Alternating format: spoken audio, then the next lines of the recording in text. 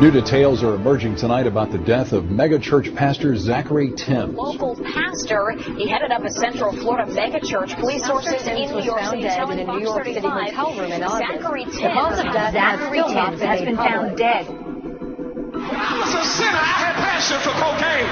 When I was a sinner, I had passion for... The news of the sudden death of mega pastor Zachary Tims shocked the Christian community. He was a man driven by unlimited energy and great vision to win souls to Jesus. And in just a few short years, Pastor Zachary and co-pastor Riva Tims, his wife of 15 years, grew their church of 5 to an astonishing 8,000-member congregation. But the pressure of their meteoric rise would eventually take its toll on their marriage, on their ministry, and on the life of Pastor Zachary Tims. Riva Tims has spoken very little about the events that led up to the death of her ex-husband until now. I love that he had a boldness about him. He wasn't afraid. He was always talking about thinking big, doing things grand, and that really pulled me in. So I found my queen, and today, I love you, and I want you to marry me. Zachary and Riva were 22 when they first met at church. With a shared passion to win souls to Jesus, they married, and shortly thereafter ventured out to start a ministry in Orlando, Florida. So we labeled ourselves as an outreach ministry.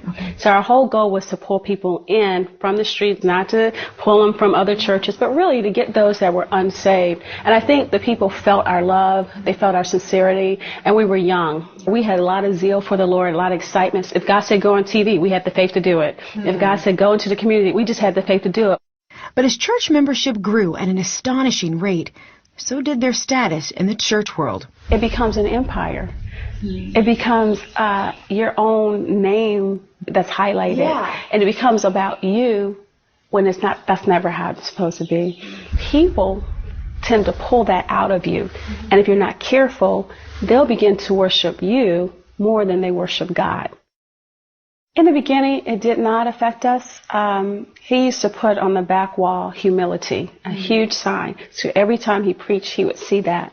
But then when we moved to our last building and TV, we're on national television, people are calling all the time, it started to infiltrate the church.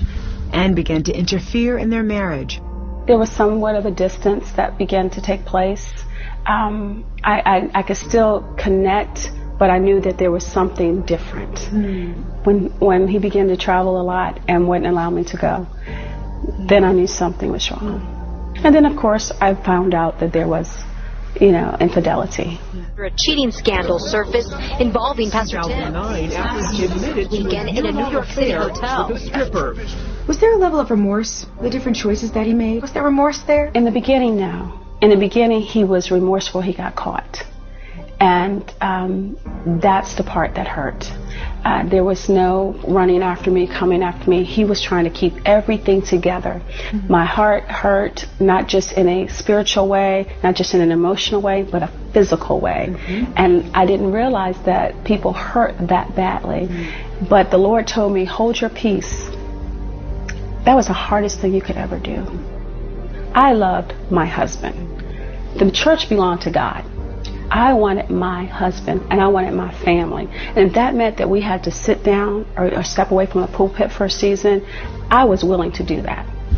But Zachary was reluctant to step down from ministry to pursue counseling. But he did. If I could have just had my husband sit down for a year. Now that's unheard of. Pastors are like, no, your church is going to die. No, if it belongs to God, come on, someone else could come in. They could run the ministry and the family could get healed. But that's not how it happened. And people, well-meaning people, members, well-meaning, who love their pastor. Pastor, it's okay, we don't care what you did. Pastor, just come back. We're going to support you. They became enablers as well, but not realizing it. After only 3 months of counseling, he chose to resume ministry. Riva felt her husband's return was premature. Their family was still hurt and broken. But she was even more devastated by the reaction of the leaders within their church. Actually, I was just kind of like, booted out, so to speak, and, asked not to come back. It was like, if they see you, they won't heal. I was told, so just stay away. Believing things couldn't get any worse, Zachary dropped another bomb. And he says, I have something else to tell you. And he begins to share with me more about the affairs. And affairs, plural. Yeah. When she tried to seek help from some other high-profile pastors, they didn't want to hear it, or if they did hear it, they would say, "With that, get over it. It happened to me. You got to think about the church. You got to think about the ministry." And my mindset was, it first starts at home. You know, your relationship with God starts at home first before you can go out and minister. So that just kept bewildering me because I couldn't understand that. By now, Riva felt abandoned by her husband, the church, and at times, God. And I would try to rehearse in my mind, what did I do wrong that I would go through this? Because in all actuality, everything looked like he was being blessed and I was being rejected. And I kept saying, why are they rejecting me? Why are they blaming me? But it was in that place of brokenness where Riva experienced the true loving heart of God like never before. And I just began to see God in a whole new light. I realized he never left me. He was holding me. He was guiding me. He was instructing me. Although I couldn't hear him clearly, his love never stopped. And that love would eventually transfer to her now estranged husband. Many occasions I thought I forgave. It wasn't until I was just sitting in the room and I'd say, I hate him. I hate him. And I would just scream it out. And I was like, where did that come from? I thought I forgave him. But it was still rooted deeply. And it was bitterness. It was resentfulness because I felt you ruined my life.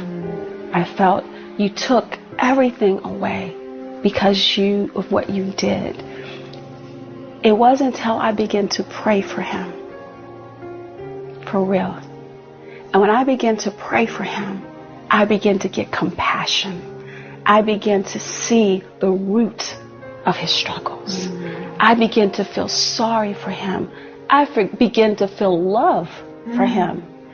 Then, and only then, forgiveness came. Wow. As Riva spent time in prayer for Zachary, the Lord revealed the areas of brokenness in her own life. I began to take a look inside, and I didn't like what I found. What does the Lord show you? A lot. Like self-righteousness, lust in my own self, just wanting to be accepted by men and not God. So he began to shine the light on the filthiness in me. Again, I was going through something. God was purging things out of me when I thought he should have just been dealing with my husband. Right. But he said, no, there are things in you that also has to be rectified and changed and done better. And thank God I listened. Right? Thank God. Riva and Zachary's marriage eventually ended in divorce. Zachary continued in ministry while Riva quietly focused her attention on raising their 4 children. A week before Zachary was found dead in a New York hotel room, the couple had a chance to reconcile on a family trip to Puerto Rico. This picture was the last time they saw him alive. He came to me and he said, I'm sorry. And then he ended up telling his church at a marriage seminar that I believe my wife would have still been with me and our family would have been okay if I had listened to better counsel and ran after and fought for my family instead of running and fighting for the church. Today, Pastor Riva heads up a new ministry called Majestic Life Church. I was given a call and I had to complete that. I teach, no celebrity pastors, it's all about God. She's also written a book called When It All Falls Apart, a candid portrait of how God heals those facing heartbreak and betrayal.